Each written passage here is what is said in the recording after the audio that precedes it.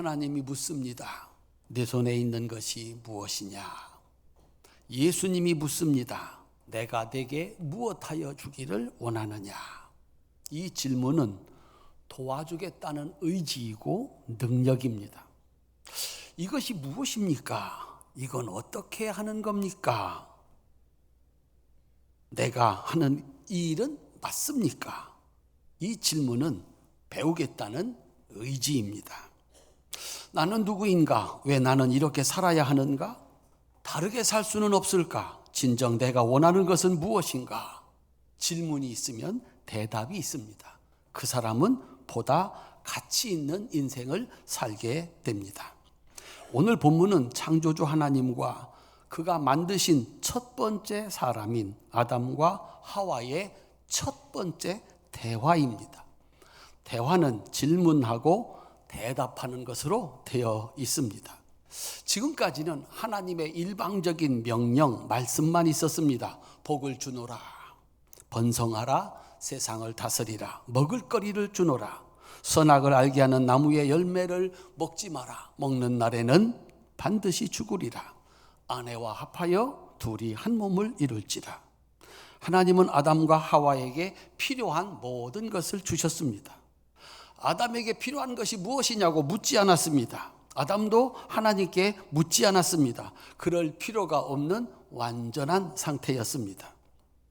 그런데 하나님보다도 먼저 사람과 질문하고 대답하는 대화를 시작한 존재가 있었다. 오늘 본문은 그렇게 얘기합니다. 뱀입니다.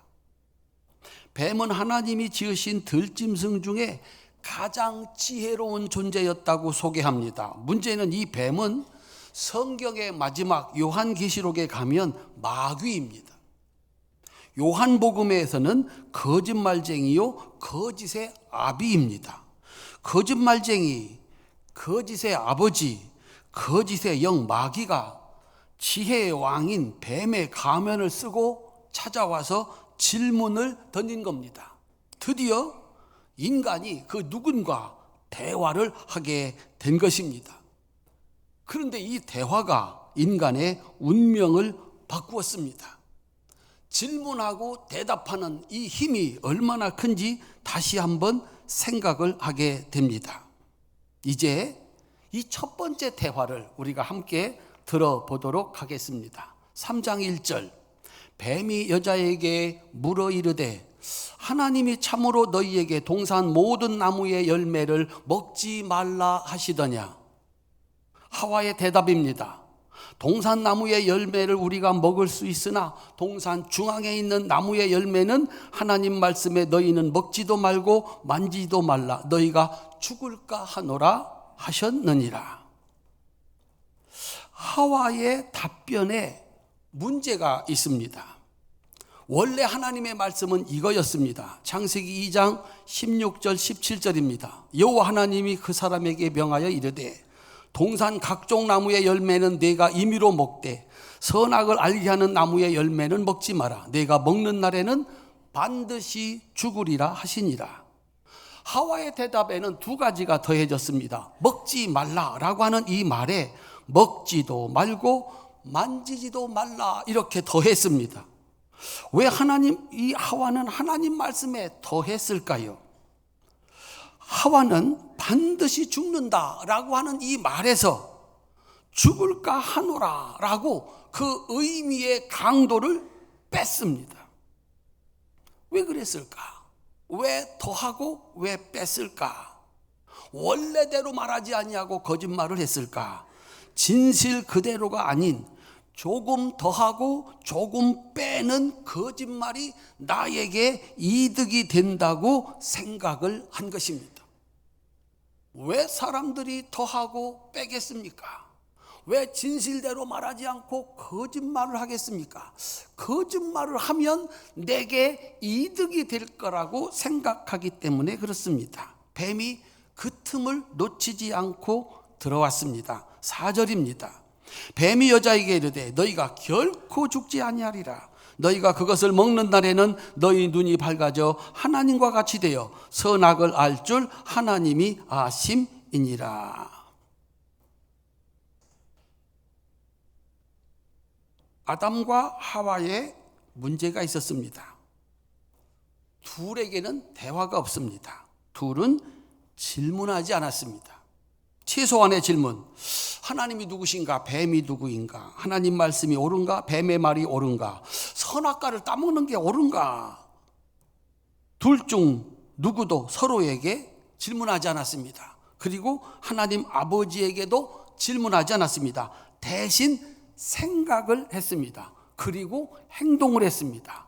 아담과 하와의 행동입니다. 3장 6절은 우리 함께 읽어보겠습니다.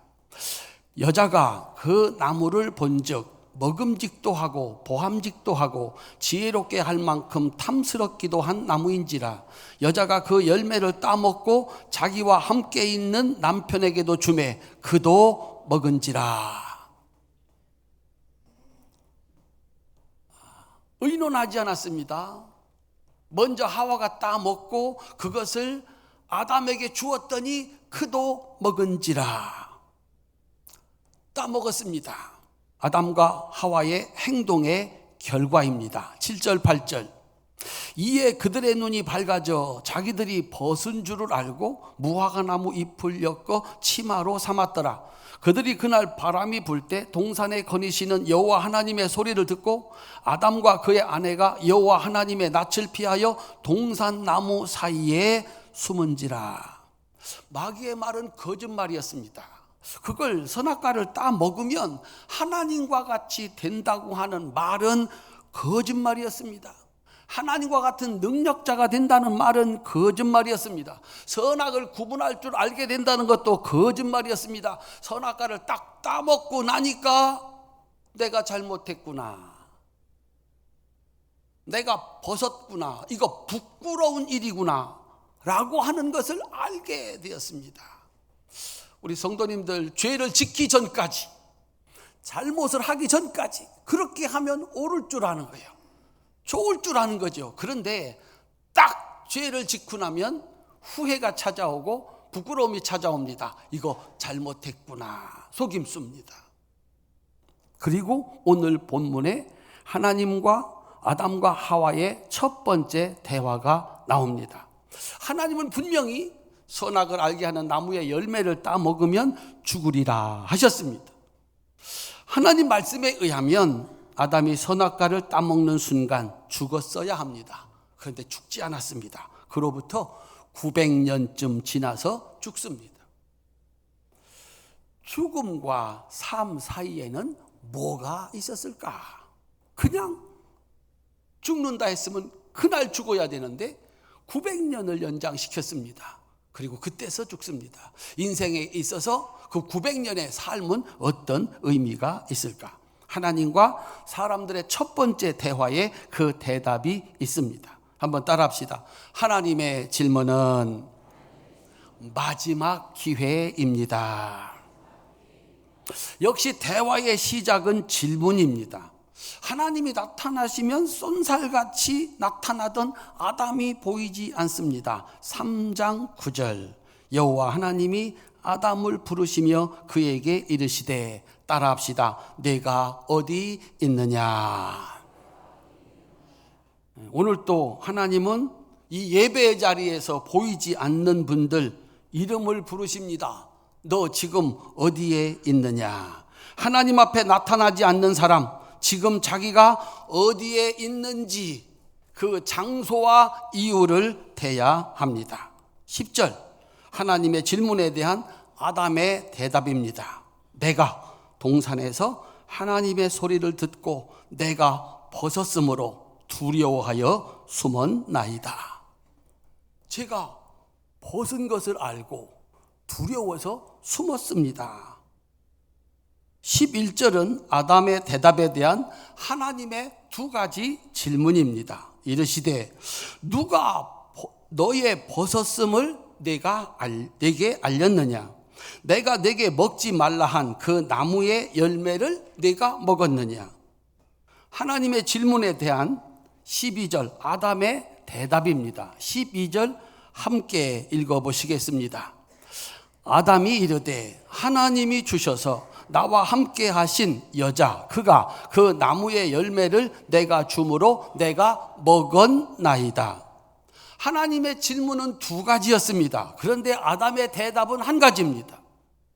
하나님의 질문 첫 번째 뭐였나요? 너의 벗었음을 누가 가르쳐 주었느냐? 여기에 대해서 아담은 대답하지 않습니다.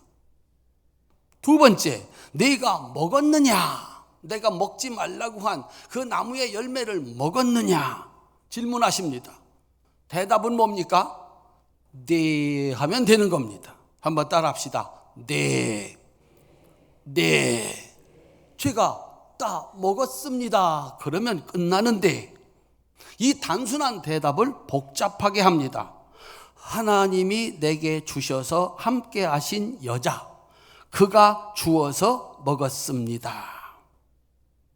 자신이 먹은 이유는 그 여자 때문이고 그 여자는 하나님이 내게 주셨으므로 내가 따먹은 그 이유, 그 죄는, 그 잘못은 누구 때문이라는 겁니까? 하나님 때문입니다 라고 얘기해요. 아담은 자신의 잘못을 인정하지 않았습니다. 누가 너의 벗었음을 알려주었느냐? 쏙 뺐습니다. 누가 알려줬습니까? 마귀가 알려줬죠. 죄가 알려줬죠. 이거 부끄러운 일이다. 그거 쏙 뺐습니다. 그리고 먹었느냐 물었을 때 네 하면 될 것 보탰습니다. 그리고 누구한테? 하와에게 그 책임을 전가시켰습니다. 불리한 것은 빼고 자신에게 유리한 것은 더했습니다. 거짓말하는 이유가 뭐냐? 빼고 더하고 다른 사람에게 덮어 씌우면 자기의 죄가, 자기의 책임이 없어지라고 생각하기 때문에 그러는 것입니다. 그래서 이제 질문은 하와한테로 갑니다. 이제 하나님과 하와의 대화입니다. 대화는 역시 질문으로 시작합니다. 창세기 3장 13절 함께 읽겠습니다. 여호와 하나님이 여자에게 이르시되 네가 어찌하여 이렇게 하였느냐? 여자가 이르되 뱀이 나를 꾀므로 내가 먹었나이다. 내가 이걸 먹은 이유는 누가? 뱀이 나를 꾀기 때문입니다. 유혹했기 때문입니다. 라고 자기의 책임을 누구에게? 뱀에게 전가시켰습니다. 이제 뱀 차례입니다. 뱀이 할 말이 많았을 것 같아요. 내가 언제 따먹으라고 했습니까? 진실은 이거였습니다. 3장 4절입니다. 뱀이 여자에게 이르되 너희가 결코 죽지 아니하리라. 너희가 그것을 먹는 날에는 너희 눈이 밝아져 하나님과 같이 되어 선악을 알 줄 하나님이 아심이니라. 이게 뱀이 한 말의 전부입니다. 그가 한 말은 거짓말입니다. 그는 따먹으라고 하지 않았습니다. 밀지 않았습니다. 그 거짓말과 하나님의 진리, 진실한 말씀 사이에서 선택한 것은 하와였고 그리고 아담이었습니다. 뱀에게 물어봤으면 억울하다고 얘기했을 겁니다. 그런데 하나님은 뱀에게 질문하지 않았습니다. 질문은 거기서 끝납니다. 뱀에게 내려지는 것은 질문 없는, 대화 없는 심판입니다. 너는 평생 저주를 받아서 배로 기어다니고 흙을 먹을 것이다 라고 하는 것입니다.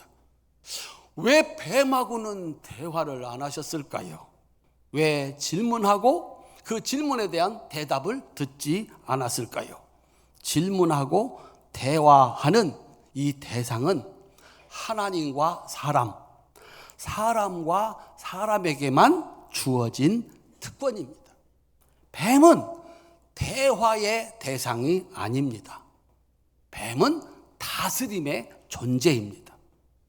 아담과 하와의 첫 번째 문제는 대화의 상대인 하나님과는 묻지도 않고 듣지도 않고, 대화의 상대인 아내와 남편, 사람끼리는 대화하지 않고 다스림의 존재인 뱀과 대화를 했다는 것입니다. 뱀과 대화를 하면 무슨 얘기가 나올까?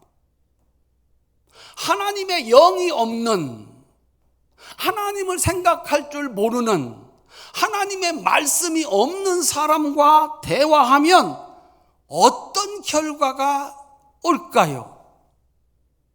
세상 자랑, 자기 자랑, 어떻게 돈 벌 건가? 어떻게 재미난 일을 할 건가? 자기 자랑? 그것이 전부 아니겠습니까? 예수 믿지 않는 사람, 하나님의 영이 그 안에 없는 사람은 대화의 대상이 아닙니다. 따라합시다. 전도의 대상입니다. 그하고 둘이 앉아서 주거니 받거니 얘기 안 됩니다. 그 얘기의 끝은 죄로 가는, 멸망으로 가는 길밖에 없습니다. 이 사람은 이 안에 하나님의 영이 있을 때만 사람입니다.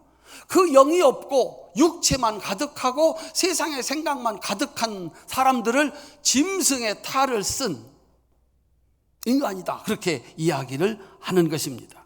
누구와 대화하는가, 누구의 의견에 동의하는가, 그것이 그 사람의 수준이고 그 사람의 삶의 모습을 결정합니다. 그래서 뱀과는 더 이상 대화하지 않고 심판만 내립니다. 14절부터 24절까지 뱀과 그 다음에 여자와 그 다음에 마지막으로 아담에게 내려진 심판입니다. 뱀은 배로 기어다니고 저주를 받아 흙을 먹고 산다. 세상에 그 동산에서 가장 지혜로웠던 존재가 저주받은 존재로, 땅을 기어다니며 흙이나 먹는 존재로 전락을 합니다. 그 아름다운 여인이 잉태의 고통을 안고 남자의 다스림을 받으면서 살게 됩니다. 남자에게는 죽도록 일해도 이마에 땀이 흘러야 겨우 먹고 사는 고통이 주어졌습니다. 하나님의 말씀은 진리의 말씀입니다. 그 저주의 말씀, 그 심판의 말씀대로 지금도 여전히 그대로 이루어지고 있는 것입니다. 결론입니다. 하나님의 질문으로 시작된 이 첫 번째 대화, 이 대화의 성격입니다. 하나님은 모든 것을 아시는 하나님이십니다. 왜 아담과 하와를 찾아오셔서 대화를 요청하셨을까요? 아담과 하와가 거짓말 대신 있는 그대로 진실을 말했으면 어떻게 될까요? 창세기부터 요한계시록까지 이 성경 전체를 관통하는 하나의 사상이 있습니다. 실수하지 않는 사람 없다. 죄 짓지 않는 사람 없다. 의인은 없나니 하나도 없다. 완전한 사람은 없다. 그것이 흙으로 만들어진 인간의 한계라는 것을 하나님은 누구보다도 아십니다. 그래서 잘못을 저질렀을 때, 죄를 저질렀을 때 어떻게 해야 하느냐? 아담과 하와에게 하나님이 간섭하셔서 아예 죄를 짓지 못하게, 선악을 알게 하는 나무의 열매를 따먹지 못하게 하실 수가 없었겠습니까? 아닙니다. 그러실 수 있었습니다. 그런데 하나님은 인간을 자유로운 존재, 스스로 선택하고 결정할 수 있는 존재로 만든 것입니다. 그랬더니 첫 번째로 한 짓이 죄였습니다. 어떡할 거냐? 하나님은 그것까지도 아셨습니다. 인간의 한계, 어떡할 거냐? 잘못한 사람, 죄를 지은 사람이 잘못을 인정하고 돌아오면 구약에서는 제사로 그의 죄를 용서하시고, 신약에서는 예수님이 십자가에 돌아가신 그 대속의 은혜로 용서하셔서 새로운 삶을 살 수 있는 기회를 주시는, 따라합시다, 좋으신 아버지 하나님. 하나님께로 돌아와서 제가 잘못했습니다 인정하고 돌아서면 그의 죄는 없던 것으로 제사를 통해서 없애시고, 아들 예수님이 십자가에 돌아가시는 걸로 그의 죄를 다 없애시고 이제 다시 새롭게 살 수 있는 길을 하나님은 만드셨던 겁니다. 우리 성도님들은 어떠십니까? 성도님들은 하나님의 자녀, 하나님의 형상을 가진 하나님의 사람들 아닙니까? 아들이, 이웃이, 형제가 잘못을 저질렀지만 그 잘못을 인정하고 용서를 구하면 어떻게 하시겠습니까? 내가 한 번 실수를 한 걸 가지고 사람이 용서를 하지 않고 영원히 죄인으로 낙인을 찍어서 다시는 세상에서 얼굴 들고 살지 못하게 한다면 좋으시겠습니까? 한 번만 용서해 주십시오. 그러면 다시 살 수 있는 힘이 얻게 되는 겁니다. 기회를 얻게 되는 것입니다. 하나님은 잘못할 거, 인간의 한계 아십니다. 잘못했을 때 어떻게 할 거냐? 하나님이 찾아오셔서 질문하는 겁니다. 대화하는 겁니다. 진실을 말하기를 원하셨습니다. 그런데 진실 대신 마귀의 유혹에 넘어가 거짓말을 했습니다. 그래서 하나님이 심판을 내린 것입니다. 하나님의 질문으로 시작된 최초의 대화는 아담과 하와에게 좋으신 아버지 하나님이 주시는 마지막 기회였습니다. 이사야 1장 18절입니다. 여호와께서 말씀하시되 오라 우리가 서로 변론하자. 너희 죄가 주홍 같을지라도 눈과 같이 희어질 것이요 진홍같이 붉을지라도 양털같이 희게 되리라. 따라합시다. 오라 우리가 서로 대화하자. 이게 하나님의 의지예요. 이게 하나님의 의지야. 찾아오셔서 말을 거시고 질문하시고 우리의 대답을 들으시고 우리에게 마지막 기회를 주시는 겁니다. 예수님 말씀하셨습니다. 회개하라 천국이 가까웠느니라. 사랑하는 성도님들, 왜 그들은 그대로 말하지 않고 내가 한 그대로 말하지 않고 더하고 빼는 거짓말을 했을까요? 남에게 덮어 씌웠을까요? 거짓말쟁이 마귀의 유혹이고 마귀의 속임수입니다. 거짓말을 하면 내게 유익이 될 것 같아서, 숨으면 아무도 모를 것 같아서, 남에게 덮어 씌우면 내 죄가 없어질 것 같아서 그 순간을 모면하고자 거짓말을 하는 것입니다. 그런데 거짓말은 다른 사람을 망치기 전에 자신을 망칩니다. 함께 사는 사람에게 재앙이 됩니다. 그리고 숨길 수 없는 하나님의 심판을 받습니다. 마귀가 질문합니다. 하나님께 들은 말씀 그대로 대답을 하셔야 됩니다. 그대로 행동을 해야 됩니다. 하나님이 묻습니다. 내가 어디 있느냐? 왜 그곳에 있느냐? 왜 그런 일을 했느냐? 따라합시다. 마지막 기회입니다. 하나님께 내가 한 일 그대로, 내가 있는 곳 그대로 이야기해야 됩니다. 그곳에는 좋으신 아버지 하나님께서 예수님을 통해서 주시는 용서와 새 생명의 역사가 있음을 믿으시는 우리 성도들 되시기를 주님의 이름으로 축원합니다. 이 세상 만물 가운데 가장 지혜로웠다고 하는 뱀과 거짓의 영인, 마귀의 영인 뱀과 지혜자와 대화를 하면 거짓말쟁이가 됩니다. 그는 대화의 상대가 아니라 다스림의 상대입니다. 하나님의 영이 없는 사람과 대화하면 어떻게 될까요? 하루 종일 대화하고 돌아오면 그 안에 세상이 가득 차서 세상 이야기밖에, 육체 이야기밖에, 멸망받고 사라질 세상의 재미와 세상의 재물과 영광밖에는 없는 것입니다. 그거 믿고 따라갔다가 멸망을 당하는 것입니다. 우리의 대화, 우리가 물어볼 대상 누구일까? 말씀하시면 그대로 되는 진리의 영인 예수님과 대화해야 합니다. 그러면 그는 진리의 사람이 됩니다. 한번 따라합시다. 예수님께 물읍시다. 하나님께 물읍시다. 큰 소리로 아멘. 거기에는 대답이 있습니다. 근데 그 대답은 진리입니다. 그 대답은 그대로 되는 은혜이고 축복입니다. 하나님의 사람들과 대화하십시오. 그 속에는 진리가 있습니다. 예수 잘 믿는 신앙 좋은 사람과 대화하십시오. 그곳에는 생명이 있습니다. 그런데 더 좋은 것은 하나님께 묻는 것입니다. 예수님께 묻는 것입니다. 하나님 앞에 엎드려 기도하면은요, 아무리 무식한 사람이라도 하늘의 지혜를 얻게 됩니다. 성경을 펴서 읽고 이렇게 들으면 세상에는 없는 하늘의 지혜를 얻습니다. 우리에게는 대화의 상대가 있습니다. 주어져 있습니다. 듣는 것이 지혜입니다. 솔로몬이 얘기했습니다. 내게 듣는 마음을 주십시오. 들을 수 있는 마음을 주십시오. 어디 가서 말하지 않고 듣게 하시옵소서. 그랬더니 하나님이 내가 지혜를 구하는구나 그랬어요. 어떻게 하면 듣겠습니까? 질문해야 대답이 나옵니다. 그래서 지혜의 어머니는 질문입니다. 한번 따라합시다. 지혜의 어머니는 질문입니다.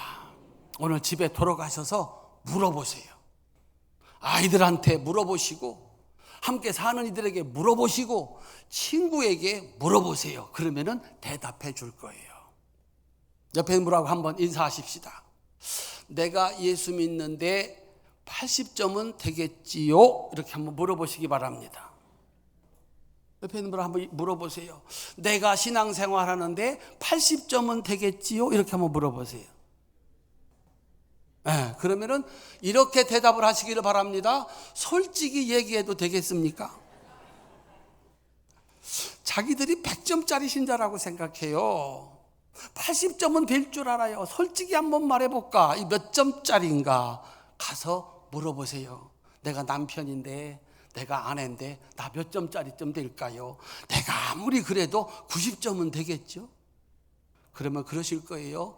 솔직히 얘기해도 되겠느냐? 오늘 성만찬을 합니다. 누구와 하나 되어서 누구에게 묻고 누구의 의견에 동의하고 그렇게 말하고 함께 살아갈 것인가? 그게 그 사람의 인생이 됩니다. 성만찬으로 예수님과 하나가 되어서 예수님께 묻는, 내 안에 계신 예수님께 묻기도 하고 듣기도 하는 우리 성도들 되시기를 주님의 이름으로 축원합니다.